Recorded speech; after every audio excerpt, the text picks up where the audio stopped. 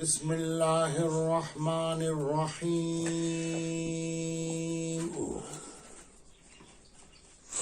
الحمد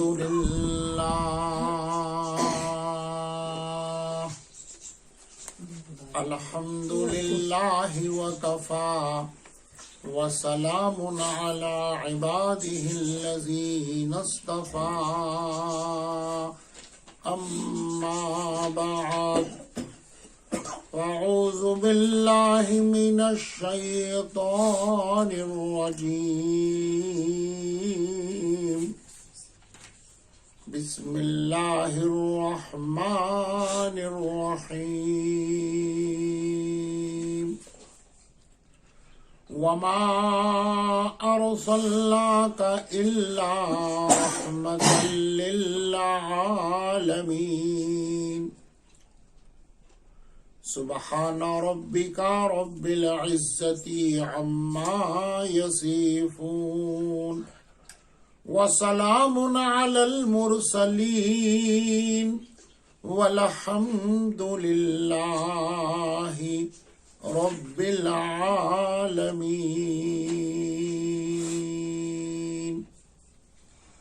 اللہم صل علی سیدنا محمد وعلى آل محمد وبارک وسلم اللہم صل علی سیدنا محمد وعلى آل محمد وبارک وسلم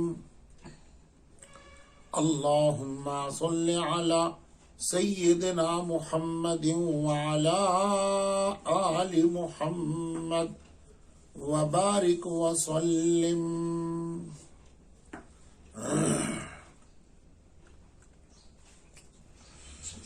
سیرت طیبہ کا وہ عنوان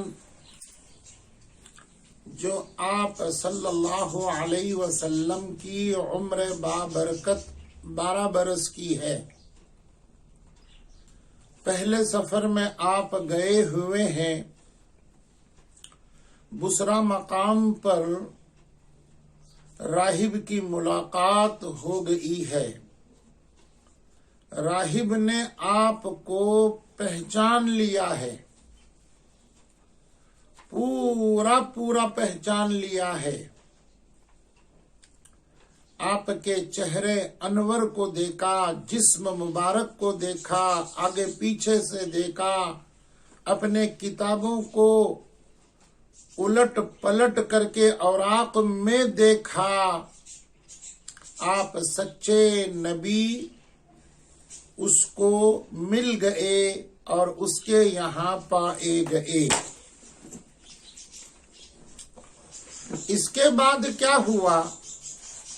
یہ سارا منظر قافلے میں آنے والے جتنے قریشی ہیں سارے دیکھ رہے ہیں۔ اس میں ابو طالب سر فہرست ہے، اس لیے کہ آپ صلی اللہ علیہ وسلم کے وہ چچا ہیں۔ جب ساری تصدیق پوری ہو گئی، رویداد پوری ہو گئی، تو راہب نے ایک سوال کیا، ابو طالب یہ بتائیے یہ بچہ آپ کا کون ہے؟ ابو طالب نے کہا یہ میرا بیٹا ہے۔ راہب حیرانی سے دیکھنے لگا اور تعجب بھرے انداز میں کہا، نہیں ابو طالب ایسا نہیں ہو سکتا، ہماری کتابیں جھوٹی نہیں ہو سکتی، یہ بچہ آپ کا نہیں ہے، یہ بچہ یتیم مکہ ہے، اس کی نشانیاں یہی لکھی ہوئی ہیں کہ وہ یتیم بن کر زندگی گزارے گا، اس کی کفالت خدا خود کریں گے، اور آپ کہہ رہے ہیں کہ یہ میرا بیٹا ہے۔ تب ابو طالب کہنے لگے ہاں میں نے بس پرورش میں اور محبت میں بھرپور ہو کر کے کہا کہ یہ میرا بیٹا ہے، بلکہ حقیقت میں یہ میرے بھائی کا بیٹا ہے۔ پیدائش کے پہلے ہی ان کا انتقال ہو گیا، 6 برس میں ان کی ماں کا انتقال ہو گیا، اب میرے ذمے ہے ان کی پرورش۔ تب راہب نے کہا اب بات سچی نکل آئی۔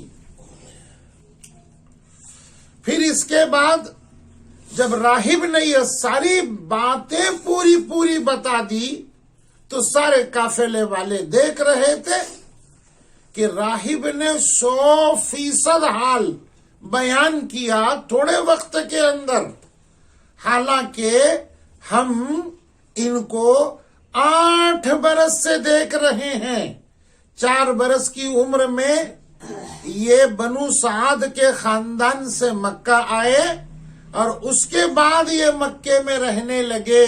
ان کا چلنا، ان کا پھرنا، ان کا اٹھنا، ان کا بیٹھنا اور ان کی ساری کیفیات کا ہم کو علم ہے، لیکن ہم نے ان کو صحیح نہیں پہچانا، راہب نے پہچان لیا۔ راہب عقیدت مند تھا، ہوش مند تھا، بھروسے مند تھا، ایمان سے بھرپور تھا۔ راہب اہل کتاب میں سے تھا، عیسیٰ پیغمبر کا صحابی تھا، ایک خدا کی پرستش کرتا تھا، اور یہ سارے مکہ والے ڈھیر سارے بتوں کو پوجتے تھے، ڈھیر ساروں کی اپاسنا کرتے تھے۔ اس لیے ان کی آنکھ نے ان کے نبوت کے نور کو نہیں دیکھا۔ پوچھ ہی لیا انہوں نے، او راہب بتا دیجئے آپ نے کیسے پہچان لیا یہ اللہ کے پیغمبر ہیں؟ راہب نے جواب ان کو یہ دے دیا، پہلے حجاز سے آتے ہوئے اس قافلے کو میں نے دیکھا کہ چاند کے سامنے بادل کا ٹکڑا چاندی کی طرح سفید ان کے سر پر چھتری کی طرح سایہ کیا ہوا ہے، پہاڑ جھک کر سجدہ ریز ہو رہے ہیں، پتھر ٹیلے ان کو سلام کر رہے ہیں۔ درختوں کا حال تو میں نے بھی دیکھا اور آپ نے بھی دیکھا، درخت جھک جھک کر کے سلام کرتے ہیں، جہاں جاتے ہیں، جہاں بیٹھتے ہیں، جا کر کے جیسے مرید اپنے پیر کی خدمت میں، طلبہ اپنی استاد کی خدمت میں، بچے اپنی ماں باپ کی خدمت میں، صحابہ محمد الرسول اللہ صلی اللہ علیہ وسلم کی خدمت میں چپک جاتے ہیں۔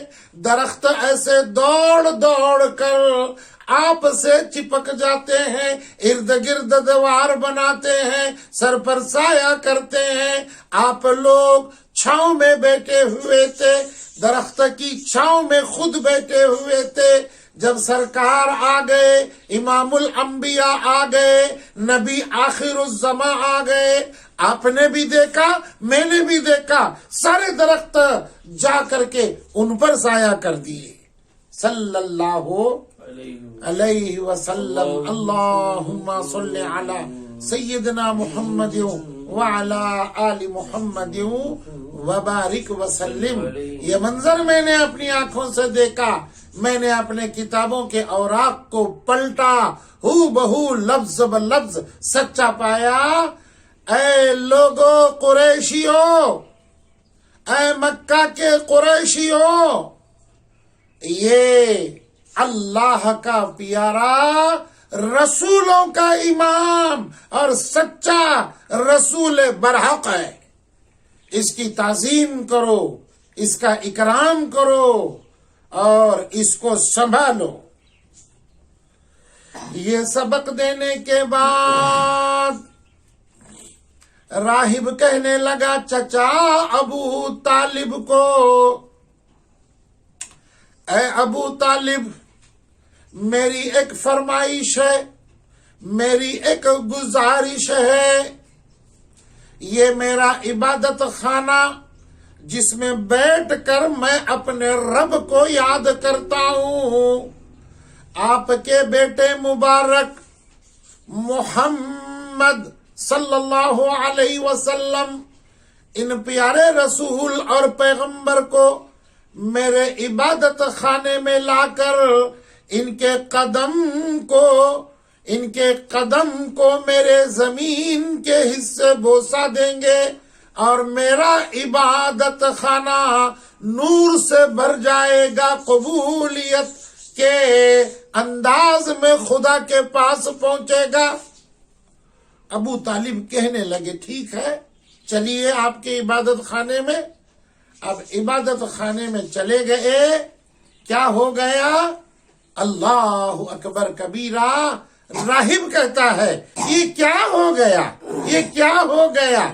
ابھی تک برسوں سے میں عبادت خانے کے اندر اندھیرے میں اللہ اللہ کرتا ہوں، دروازہ بند کیے دیتا ہوں، کواڑ بند کیے دیتا ہوں، لیکن جہاں اس سچے رسول نے اندر قدم رکھا، ابو طالب اندر آ گئے، دروازہ میں نے بند کیا، ماتھے سے نور جو نکل پڑا، اس کی چمک سے سارا عبادت خانہ چمکدار اور روشن بن گیا.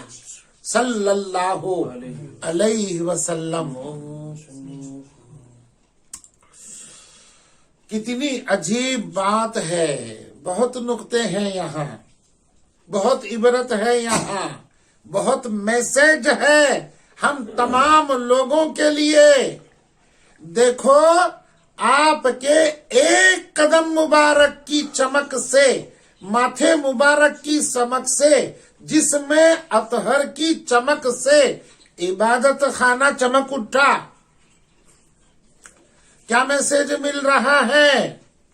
یہ وہ نور ہے، یہ وہ اجالا ہے، یہ وہ روشنی ہے، یہ وہ چراغ ہے، یہ وہ سورج ہے. کوئی چاہتا ہے اس نور کو اپنے اندر ڈال کر کے اپنی ذات کو چمکا لے، اپنے زندگی کو چمکا لے.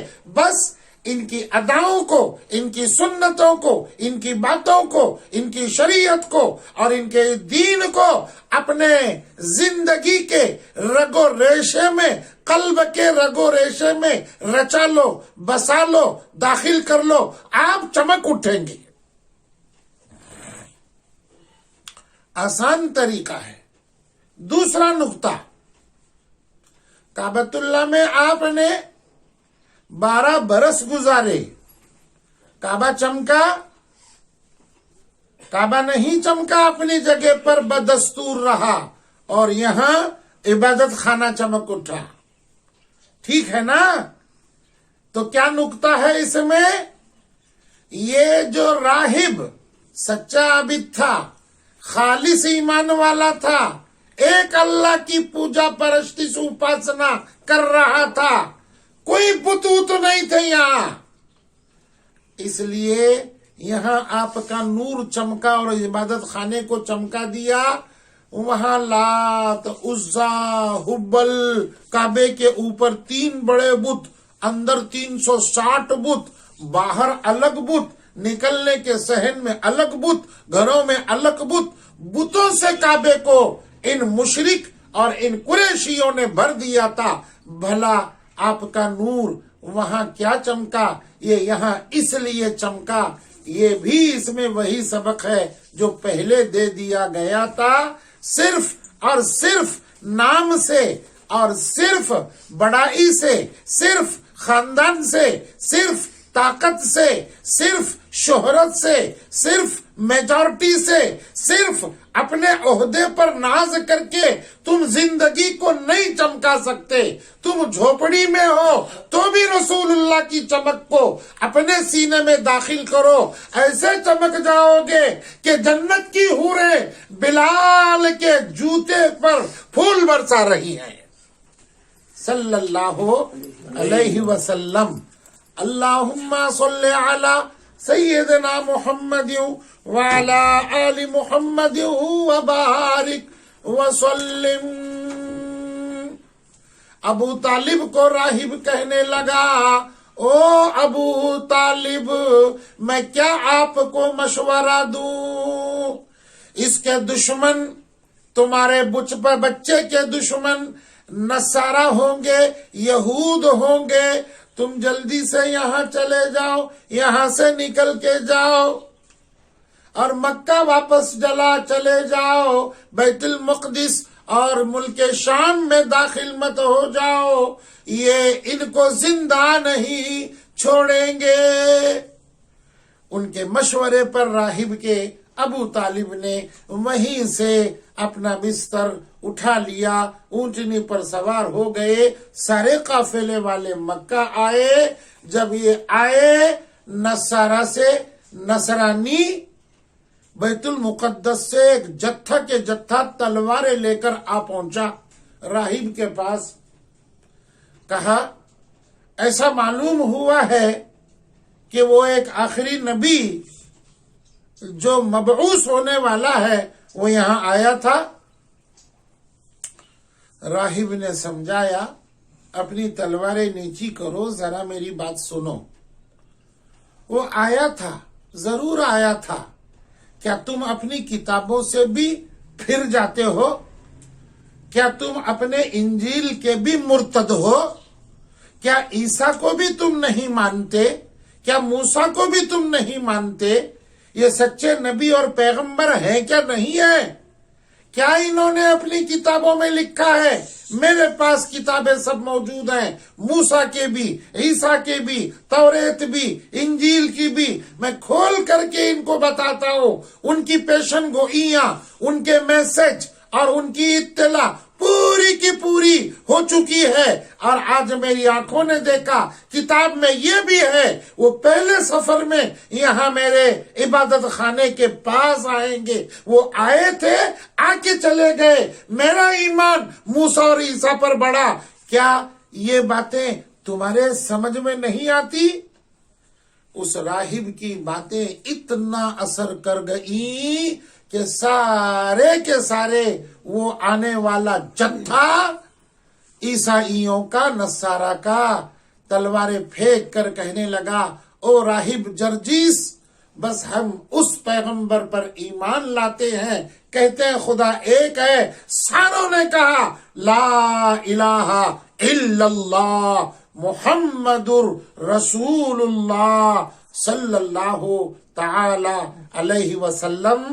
حاضرین، ایک زمانہ گزر گیا ہے، ایک زمانہ گزر گیا ہے، ہم مسلمان ہیں، ایمان والے ہیں، گھرانہ مسلمانوں کا، ایمان والوں کا ہے، اور سلسلہ ہمارا نہ جانے اوپر تک کہاں تک مسلمان ہے اور کب تک ہماری اولادوں کا چلے گا۔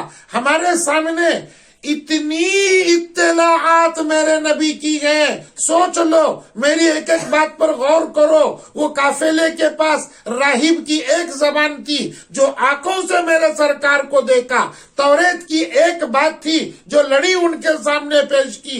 اس کے مقابلے میں آپ کے پاس کیا ہے؟ قرآن موجود ہے، حدیث موجود ہے، بیانات موجود ہیں، رسالے موجود ہیں، دعوت و تبلیغ کی تحریک موجود ہے، جماعتوں کی پیشکش موجود ہے، باتیں موجود ہیں، تعلیم موجود ہے۔